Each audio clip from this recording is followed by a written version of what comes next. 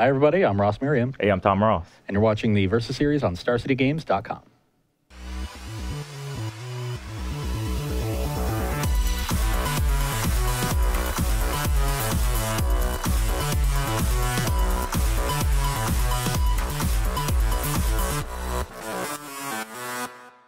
Hey, everybody. We are back, and after a couple weeks of playing Standard in anticipation of Ixalan, we are finally ready to show off some post-Ixalan modern decks. We are having this video lead into the SCG Tour stop in Charlotte with Ryan Mathias commentating there. First major tournament where we'll see some modern. There was a classic this previously in Dallas, but now we'll see it on the grand stage. And I am playing my new deck. My new thing. We moved on from Dredge, and I'm all in on playing some Elves. And I played it about a month ago, and it didn't go so well against a bunch of sweepers, so I'm hoping to give it another go. And I don't want to test out an Ixalan card that I'm personally skeptical about, but I know a lot of Elves players are excited about its potential. It's a Growing Rights of Itlamok. I think I got that right. The sort of a slowish card to begin with, 2 and a green. You get to look at the top 4, get a creature, but at the end of your turn, if you have 4 more creatures on the battlefield, it flips over into essentially a Gaia's Cradle. We all know Gaia's Cradle is the best card in the Legacy Elves deck. If you don't know that, you know now. Believe me, it is by a lot. It's not even close. And with Azuri as a great mana sink, the modern version has a way to use Gaia's Cradle effectively, even though it doesn't come down, at least until like turn 3 if you'd activate. The absolute stone nut draw is to use Heritage Nettle, put a bunch of creatures into play on turn 2, play it, have it flip, and then cast Collected Company on their turn with it. Ooh, that does sound fancy. Yeah, that is the fancy nut draw. But usually you're not going to get mana out of it until at least turn 3 or 4. But hopefully that mana just sinks into Azuri and you kill them. Unfortunately, Tom is playing his new deck of choice, although you've been playing it for a while. But yeah, Growing Rights might be a little bit ambitious. I'm playing 8-Rack, the same version I played in Louisville. Yeah. No new changes.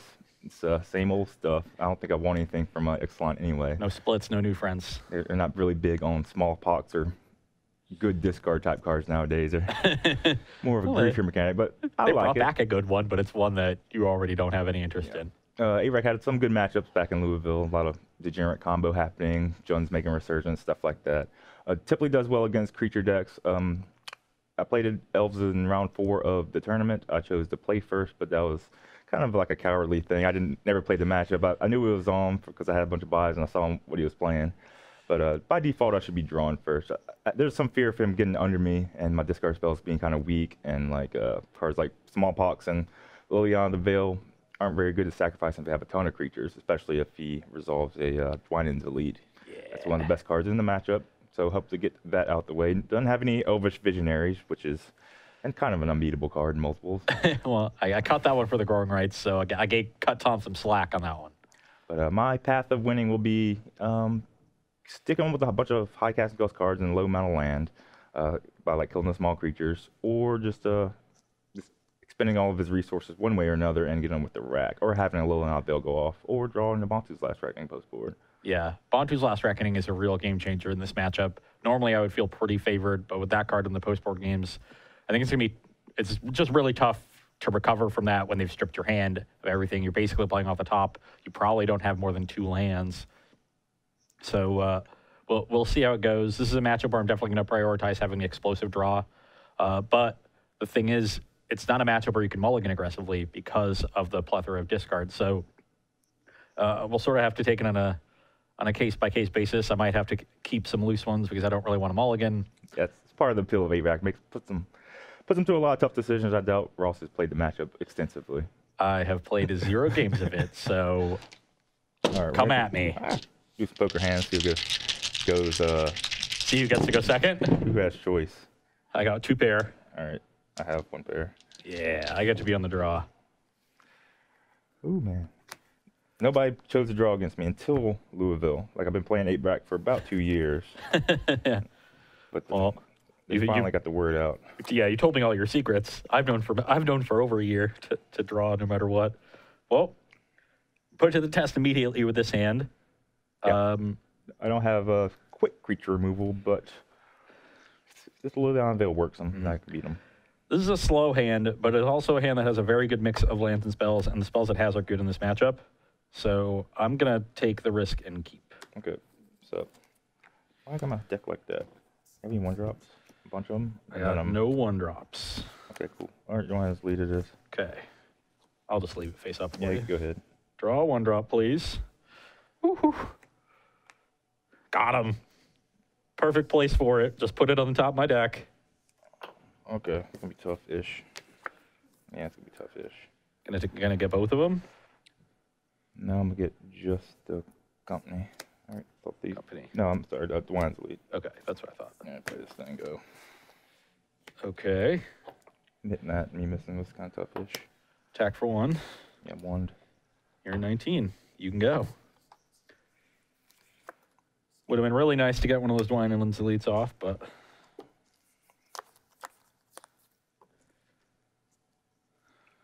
Well, I'm playing this.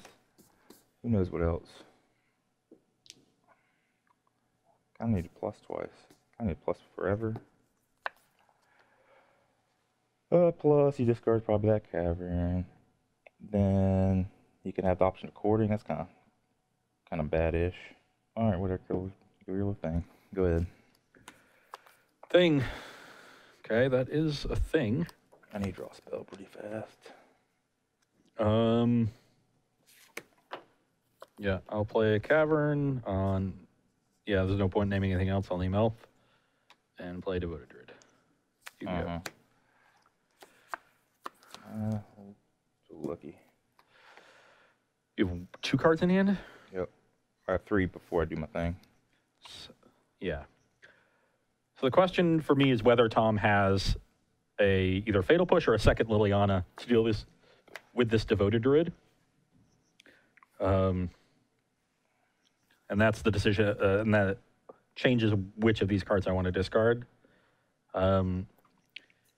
If I take the risky line and leave myself with the core, then I can potentially Coco into Vizier and win the game immediately. But I don't think that's something that is actually necessary, not something I really need to play for. I think what I need to do is guarantee that this Collected Company goes off. But that's worse against a Thoughtseize. There's a potential I get like Raven's Crime plus land and I just lose my entire hand. So that's not... And a single Raven's Crime doesn't do anything. I would just leave myself with the Druid anyway. So it does Tom have Fatal Push. I haven't been playing like it.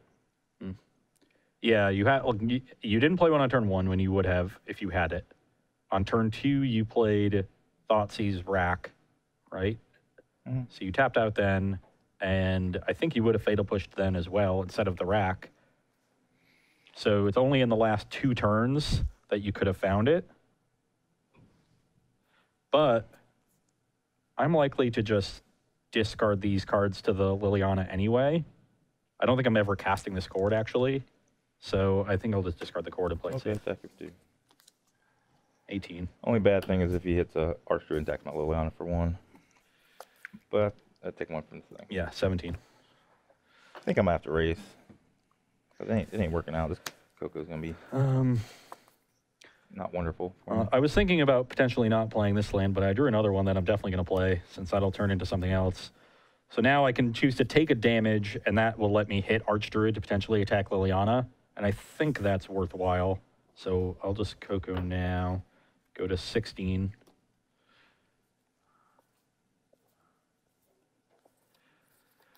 Well, I did hit the Archdruid, but I'm also getting very punished for not keeping the Chord because Tom would just be dead because I hit the 1 Vizier. Okay. So I will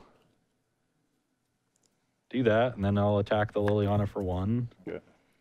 And I guess I can untap this while it doesn't have a counter on it.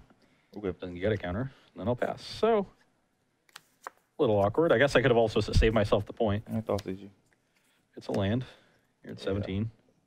Oh, no, I'm at less than that. Oh, yeah, another. I forgot the first Thoughtseize. Guess it should have plus. That was a goofball move. Yeah. Well, wherever we go. Okay, upkeep with the rack trigger on the stack. I'll sack this. And then I'll take 2, go to 14. And that seems like a pretty good one. I will... Yeah, I think I have to play the land first to kill the Liliana. So I'll go Cavern on Elf, play another Archdruid. Oh, no, I don't have to do that because this thing just makes a ton of mana. So I'll leave the Cavern in my hand, make a ton of mana. Ooh. Play this Archdruid, leave this untapped, send both of these at the Liliana, and pass the turn. I'll teach you. It's a land. You're at 13. All right, give up. Yeah, I'm about to attack for 8 a turn.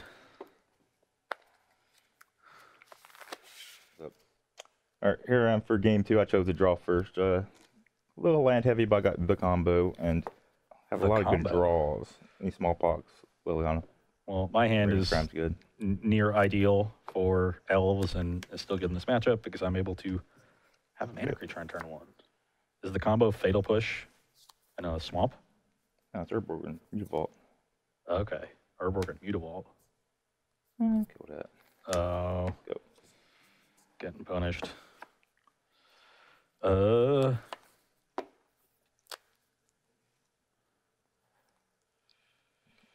have to find a way to win at some point in time.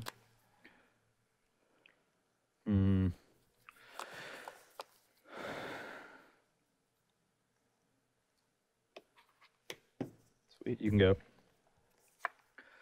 Just want to try to get maximum value for my stuff. Black Inquisition.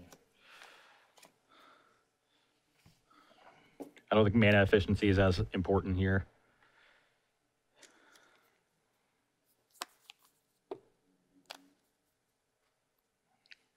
Good news is I didn't get smallpox this turn. That's what I was really hoping to avoid. Okay, take our Druid, go. That's what I thought. And attack for 2. Go. Now I'm going to take 2. Okay. I'm going to play this, untap this, and then I'll take a point and play this. Oh, I was snapping off the line of Elves first. Come on. Now you have 1 card? Yep. Whatever. Push that. I'm at 19. Get me a Lonergan, and you're at 18. Draw 1 drop every time I don't want you to. All right, wrench my last card. Play the rat, go. Take 3. Ooh, we got a race. Actually, yeah, I'll take 3 this time. I want to be able to draw into like chords and companies and 3 drops. So, but this canopy will definitely leave. So there's a chance I want to just canopy on end step and just attack for the full 4.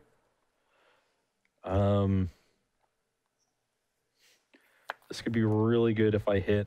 There's a lot of actually good cards I can hit. But I'm afraid of them just drawing like a company and losing it to a Thoughtseize. That's probably the only thing I have to be afraid of. So I'll pop it now. And that was the best possible. I'll name Elf, play this thing, attack for 5. Okay. 13. You can go. We are now well set up to erase this. Oh, I drew the worst possible, returning you the best possible. We've got 9 power in play. Okay, go. I take 3, go to 13. I got 13 apiece. Guess I could have wrenched mine just on turn 2, but... So if I attack with everything and he trades with Archdruid, he takes 7, goes to 6. And then I'm short next turn. If I attack with these and he trades with the Llanowar Elves, takes 5, goes to 8, then I do have enough to kill him if he has nothing. So, you know, let's attack with these 3. I'm blocking one of them, that one I guess. Yep, take 5. You're at 8. Play another 1 drop. You can go. 8. Exactly enough to kill me or what? It's 9. 3, 4, 5, 6, 7, 8, 9. Okay, you win. Okay. All right, here for sideboarding. Basically just try and play the board a little bit more. These Bonsu's last writing is going to be kind of MVP. He does have a Selfless Spirit and the ability to collect a company and ability to present with Azuri, but kind of not all at the same time. Kind of can find a spot for Bonsu's, I think. Push just good. Solemn Visitor, he does get down on cards pretty fast, and it's going to be a blocker that hopefully gets me a card, kind of like a Dark Confidant or something. He gets his hand pretty low, pretty fast, so I didn't draw Raven's Crime in the earlier games, but I really only want to draw 1 each game anyway. I think it's kind of variants or whatever. I kind of got stuck with some Salt Seasons late. I do kind of need a few of them because he does have Collected Company and maybe even some better things like Elite Stampede that I kind of really need to get. I'm going to put Ross on the play, so the Slowdown of Veil ain't going to be as good. He can get 2 creatures under it. I'm bringing in more 3-drops anyway, so I don't mind cutting 1. Yeah. On my side, Court of Calling, I already trim this card a lot, and I bring it out, especially against heavy disruption decks, and this is the heaviest disruption deck of them all. Just leaves me very low on resources. The odds I get to cast this card for more than 1 or 2 are basically nothing, and paying 4 or 5 mana for a 1 or 2 drop is just not where I want to be. I want to lower my curve so I can get things onto the board very quickly and make Tom's removal dead and just race his racks. And then I'm cutting 1 Devoted Druid because, again, heavy disruption decks means it's going to be harder for me to combo. Without the chords, it's harder to even find a payoff for it as well. And Devoted Druid is one of the worst cards to be left with. If I ever have to get left with 1 creature and no cards in hand after we trade a ton of resources, Devoted Druid is one of the worst ones to be left with. It is good if I get like smallpox on lands and I'm trying to recover from things like that. Being a 2-mana jump might be able to get me to either multiple spells or a Collected Company. So I don't think it is that bad. I also just don't have a ton to bring in. Just bring in individual threats that are good, like Scavenging Ooze. The Rex Sage can deal with a Rack or a Shrieking Affliction. The Spirit, even though I don't have Chord, is just another fine creature that happens to give me an out to, or a proactive answer to Bantu's Last Reckoning. And then obviously Lead the Stampede is just excellent. I'm cutting Chords, so my creature density is even higher than it is in the in game 1 and 2, or in the pre-board games. So Lead the Stampede should draw me 3 cards about on average. And then if one of those resolves, I think it's going to be hard for me to lose unless I get Reckoning pretty badly. So this is going to be my MVP as opposed to the Bantu's Last Reckonings. Okay, we're here for game 3. I am now on the play. I have my strongest possible start and a good mix of lands and spells, so I'm easily going to keep. Yeah, this hand mostly races, so what I'm going to be doing is racing. Okay, I have an Elvish Mystic. I have a Raven's Crime. Discard 1 card. Raven's Crime. I will discard a Windswept Heath. Okay, go.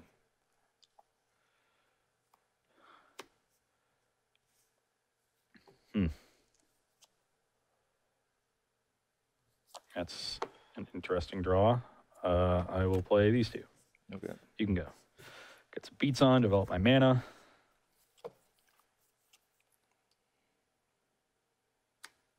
Yeah, no better time.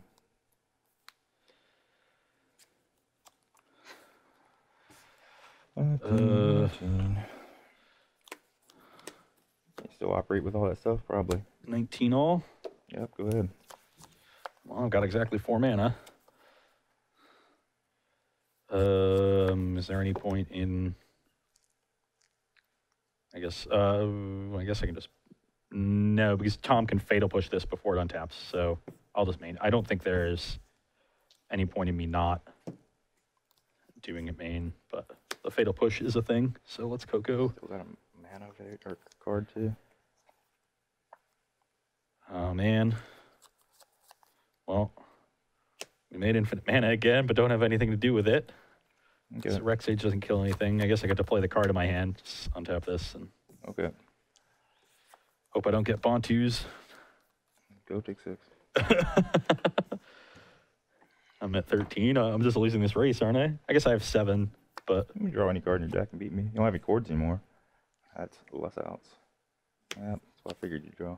You don't even need to tap that land, do you? yeah, I guess I can just do this. So I'll attack you for 7. 12 life. 12, and play this, untap this. Okay. You can go. I guess I should cast that one. I guess I can't super duper die I got- anymore. I could try to like play to make the rack worse, but I'm still pretty much dead in 4 turns. Probably just want to kill this one. Yeah, sure. Go take 6 or 7. Yeah, the Fatal Push is and the Mutavaults I think are going to do me in here. Could attacked him, I guess, but you just block with Nettle Sentinel. I'm at 7 and you're at 12. That's what I got. I think I just have to attack with everything. I could, so like if I just attack with these 2, which is the other option, Tom blocks 1, goes to 10, and even if I draw Archdruid. I don't have him dead. Yeah. Attack everybody. So I'll probably take 5 here. All right, I take 5 here. You go to 7. Yep, 7 all. You got another Llanowar Elf. You can go. Okay, what does an attack on him do? Oh, that's his skills. I'm cool. Yeah, I'm dead. Cool, rack. 2 blockers would have been enough too. They're here for game, what, 4? 4. I won last game, so I've been put on the play by Ross. I had to mulligan a 6. This is okay. I don't know what I need, actually. I have a perfectly functional hand, so I'm never going to mulligan in a million years. Okay, that's going to stay, I guess. Now what? You have options. Is that going to stay? You should probably play a land and a discard spell. I have this, which is kind of a blank. Kind of blankish.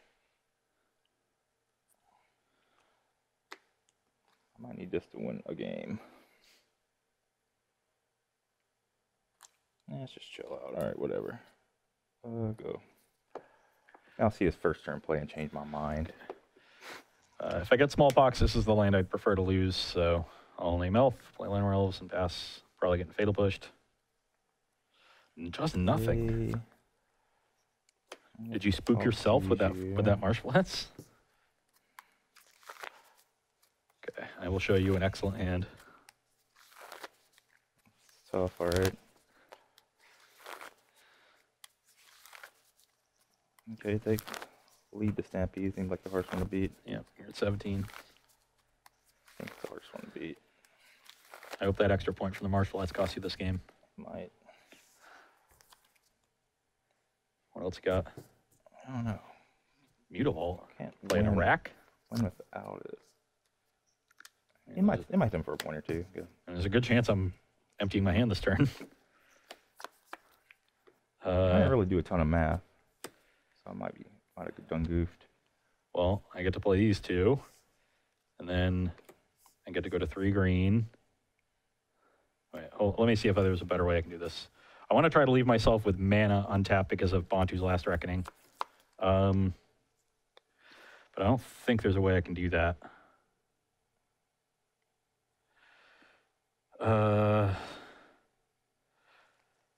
normally I would just play Heritage Nettle, make 3 green, play Dwynen's Elite, untap Nettle, that goes down to 1, then go up to 4, and then play Azuri. But then I just have 1 floating that would go away, and I'd have just Azuri Nettle untapped. So I wouldn't be able to activate, I'd be 1 short of Heritage Druiding.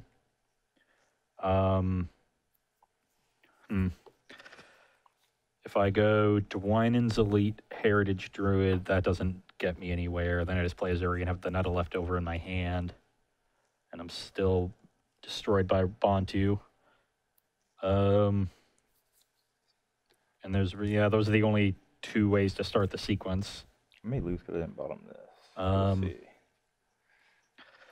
So then the question becomes whether I want to play into the Reckoning or try to slow play this to an extent.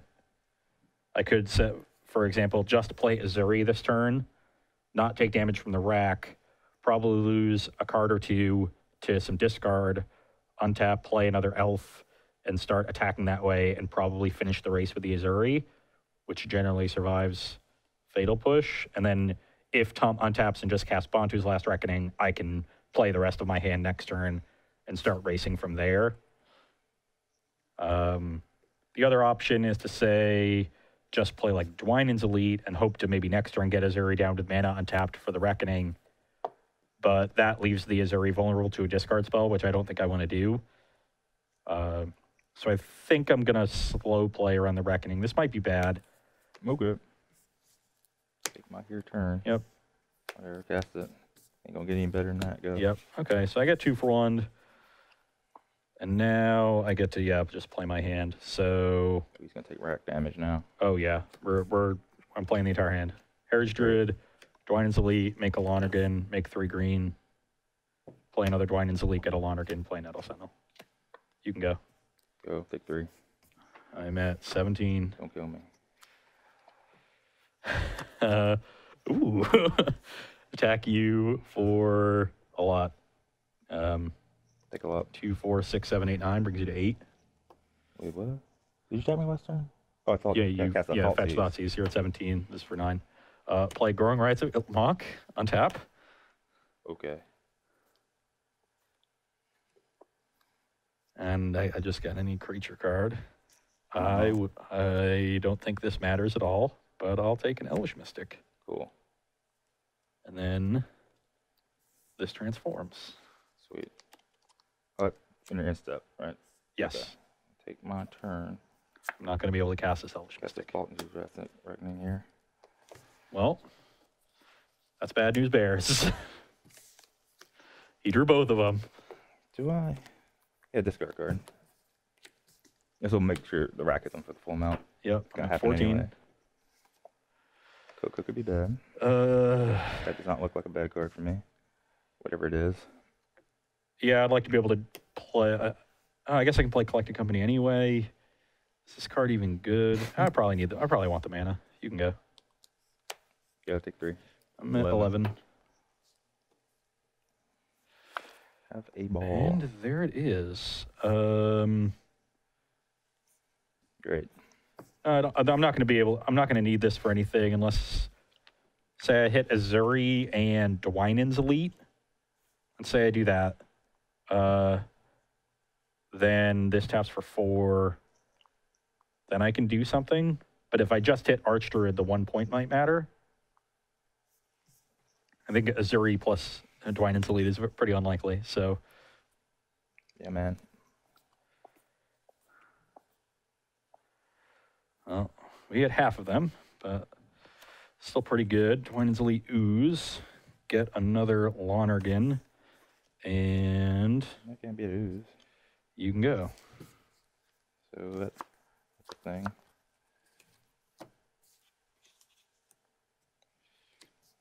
I guess the small box here. I will exile Elvish Mystic, put a counter on this, and exile Heritage Druid.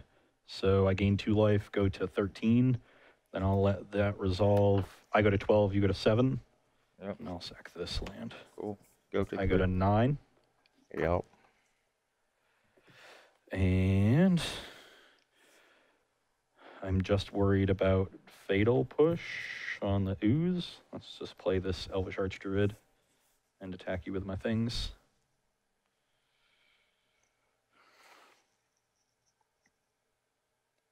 Okay. So I'll block that. You take 5, go to 2. Okay, I lost. Didn't have a third Bantu's Last Reckoning. Need to fade one. One draw as usual. Okay, here for game 5, and my hand's great again. Go ahead and keep. Yeah, I got a bunch of things cost 1. Don't know if I can double spell like I want to, though. What do I want to do this turn? What am I afraid of? If you have a ton of Elvish Mystics, I could be in trouble. Let's just kill that. Now I could be in trouble. Okay, that's a pretty good one. I will take 2 and play Devoted Druid. I'm at 18. You can go.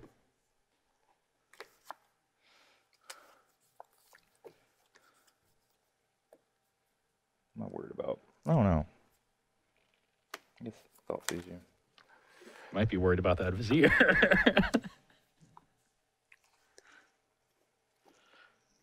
Kinda, I guess. I mean, you make a lot of mana with these Archdruids anyway. Yeah. But if you take an Archer, I just get to play my entire hand. I guess you probably have something left. How would I beat like a second Archdruid? Bantu's Last Reckoning. Have I drawn an Azuri yet? Yeah, I played one last game. Okay. They're in my deck. So I could just lose on spot if he Cocos or draws an Azuri if I don't take the Vizier. I'm gonna get pounded pretty good, probably. Okay, whatever, take the Vizier. Yeah. I might be alright. Go. Rack. In the rack. Oh, that's an interesting one. So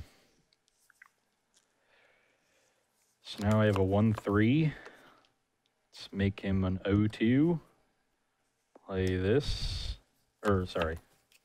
play this. Now let's make him an 0-1, and then we'll play this, and now we'll make him an 0-1 again and play this. I'm not going to beat a Bantu's Last Reckoning, so I'm just going to spew and hope. And this is 13 damage. This is a 2-turn clock. Sure is. Yeah, maybe I should have taken the Vizier. Hard to say. 13, you got Mute Vault. What you gonna do? Mute Vault? I don't know. Gasco, he just has infinite mana. 15. I don't have, this thing's still in, I guess I do have a million mana because of Archdruid. I just keep thinking of them as attackers. Ooh. Well. Let's, Keep your Haunted while the board's just completely stable. I think I'm just going to tap an Archdruid for it because I plan on using mana afterwards. And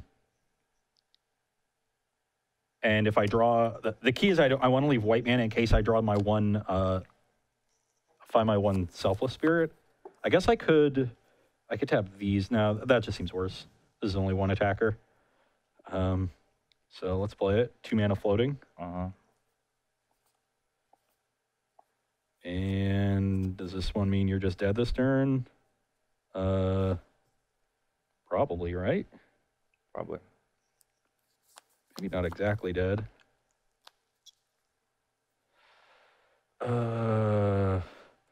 Play this. I activate this with 1 floating. And then I play this because I have 2 floating. Then I tap this for 6, activate Azuri with 1 floating. Suddenly this now can tap 4 times while remaining untapped. Or yeah. Tap, untap, tap, untap, tap, untap. Because it's right now it's a 0-1. Then it would become a 2-4 again. So it can untap 3 times. So it can make 4 mana, but stays tapped. And then with that 4 mana, so I guess I can make 3 mana with it and leave it untapped, and then use this last mana to activate again. So I can activate Azuri twice, and then that means this is 4, and this is 3 plus 12. That's already 19, and then this has something on top of it.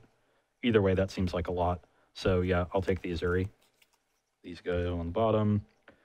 Have 2 floating, so 0 floating. You tell me when to cast a fail push, so I don't die.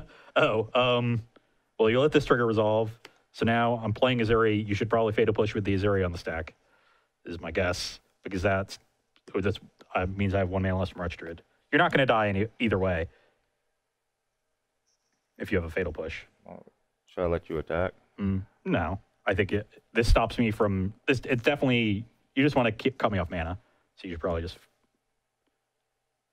Okay. I need mana from this, so yeah, I think hitting the nettle sounds best. I didn't do any kind of math.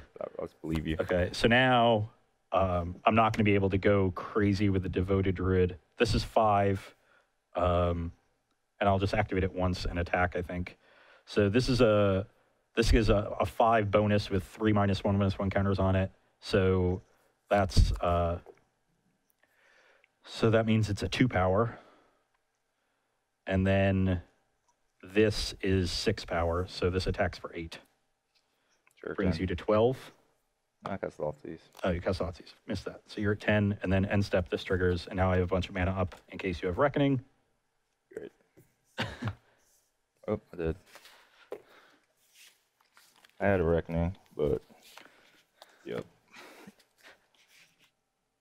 Okay, so as the games played out there, I was able to get out pretty fast in most of the games that we played. I definitely had some above average draws and draw steps in order to do so. And you were able to win one of the games where I got out quickly just by having 2 racks. Yeah. Drew a 3rd rack to win. I don't know. That's how these games just go back and forth. This deck can't protect against the top of the deck, and that's kind of the bet I made with it. Yep. And get it very low resources, low on creatures, low on lands, of course, low in cards in hand, and just try to outdraw them. And this sometimes don't work out. I was able to draw Growing Rights twice, and it was very good both times. I drew it in pretty favorable positions. I don't think it would have been nearly as good in the other games had I drawn it. I might be underrating that card. Maybe it's just supposed to be a singleton in the deck. I don't think you want more than that because you definitely don't want cards like that clogging your draw. But maybe it's worth one slot. It could have been anything and beat me. Yeah, that's the other thing. I drew it in spots where I was pretty far ahead, and it looked pretty cool, but it could just be a win more card. It does require you to have 4 creatures already in play, which is usually a good sign. I did have a Bantu's last Reckoning in the last game, but the intent was to play it on the 3rd turn. And after that, I'm quickly downward spiraling. But I would have had another turn, I think. But you would have regenerated some with an Azuri if you didn't have the Growing Right flip, or if you didn't have the card Itlamok in play. You would have had me crushed if you just had another Swamp there in game 5, right? You just Reckoning me before I draw the Growing Rights. You would draw Growing Rights, found something or other. I would have had Growing Rights with 2 lands in play. I would have found nothing. I would have just passed the turn back and died immediately. Yeah, there are some small windows that really wreck like an Elves matchup. I had a Smallpox in the game I won. That was pretty good. I think it's the only Smallpox you cast in 5 games, right? No, I cast one later on. Just later those are relevant. But yeah, in game 4, I had a small window and I drew the Collected Company, and that turned the game around. In game 5, you had a window to draw a Swamp, didn't, and it ended the game. So in earlier games, you drew like a 1-drop on a key turn where I didn't need you to. Yeah. So the top of your deck's really important against the deck with all discard. I just got to figure out what else do I need to fade and just, sequence my spells the right way. Maybe I didn't. Maybe I did. I don't know. Yeah. Variance. You generally are. You are pretty good as long as your deck they can get onto the board quickly, because that does blank a lot of the 8-rack deck's cards. I do think Bondu's Last Reckoning is great in that deck. It's exactly what it needed. Just the cheapest possible way to sweep the board against basically anything. All the other 3-mana sweepers just missed too much in Modern to be good. I need it on 3 this matchup, and it's pretty good on 3 in most matchups because you get to see their hand and you can take a turn off because they're resource light and you can't really get punished too much, and you really do need to cast on the 3rd turn.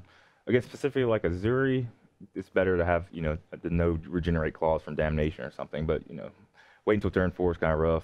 Maybe you can make it happen with discard and some pinpoint removal, but no, Elves too good. Really. We got an open. We already mentioned it. Yeah, Modern Open in Charlotte this weekend. Ryan and Matthias doing the 15 rounds of Modern action. I'm gonna be there. It's gonna be it's gonna be cool. I don't know if I'm gonna play this 8-rack deck. I might though. I think it's pretty all right in a field where there's like Scape Shift and like Storm and like Jones making Resurgence and whatever. Still, like I said, the rack will be back. So probably should get my rack on again. Probably should run it back. I still haven't made up my mind as to whether I'm going to play Modern that weekend or go to Nationals, but if I play Modern, I'll probably just play Elves because the deck's super fun. I haven't seen as many of the blue-white X control decks. We just haven't had Modern in a while. That's why I haven't seen them. Blue-white. There were 2 in the. It was only in finals and one. Yeah, exactly. There were 2 of them. Blue-white won the Classic. I just always assumed that there are a bunch of tournaments going on. Okay, that's a problem. I still have to figure out that matchup. Lead the Stampede hasn't been that impressive in those matchups. I want like an actual aggressive threat there, but I don't really like any of the green planeswalkers. Small Nissa or Flip Garrick. All the ones that cost 3 and 4 just aren't powerful enough. Flip Garrick just dies to a lightning bolt. The fighter.